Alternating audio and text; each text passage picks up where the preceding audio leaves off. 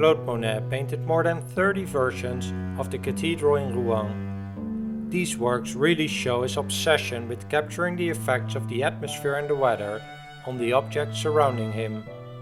And while we can easily imagine how different weather conditions at the beach and the reflection of the sunlight on the water can drastically change the colors we see, Monet took this a few steps further. He famously said about this work, "Everything changes, even stone."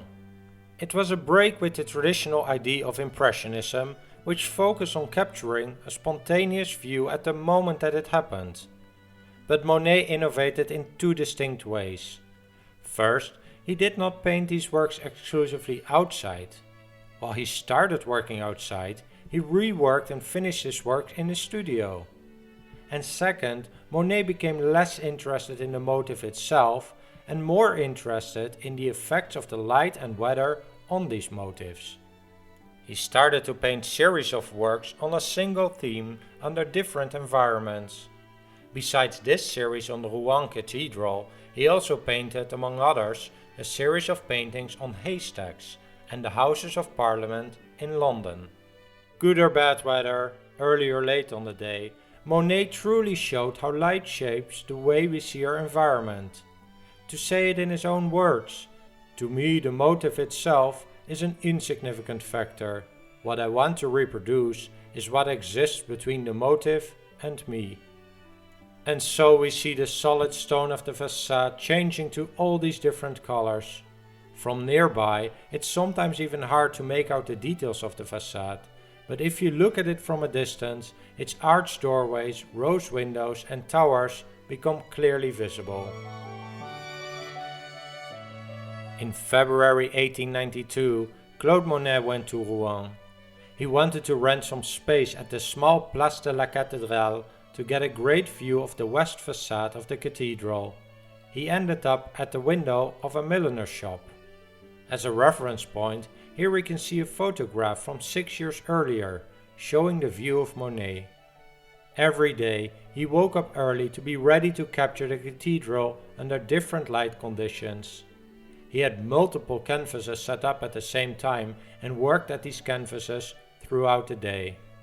He started, for example, with one under cloudy conditions early in the morning, and when the sun came out, he switched to another canvas, capturing those conditions.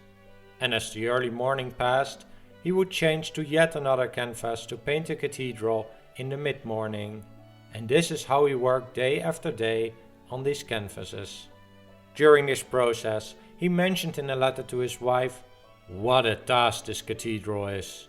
After a couple of months, Monet returned home, but he felt that he was not finished yet with his project, and in February of the next year he returned to Rouen to repeat the process.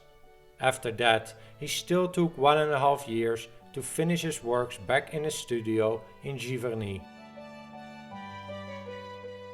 Claude Monet painted 30 different canvases with unique views of the Rouen Cathedral, and in 1895, a year after their completion, Monet selected 20 versions he considered complete and perfect for an exhibition in Paris. It must have been an impressive sight to see a room full of these paintings, and that is the impression it made on its visitors and his colleagues, including Paul Cézanne and Camille Pissarro. It was a scientific display of Impressionism, showing how our surroundings constantly change under natural light. Nowadays, the different versions of the cathedral are scattered around the world. It was not how Monet envisioned it. He really hoped that there would be a single buyer who would purchase all his canvases and put them on display together.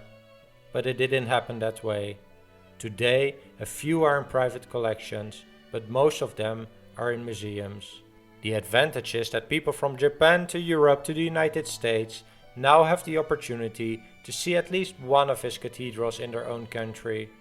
But seeing one of them is not the same as seeing several of them at the same time.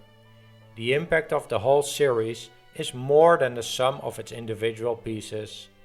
Over time, a few of these paintings have been brought together at a single location to recreate Monet's intended effect.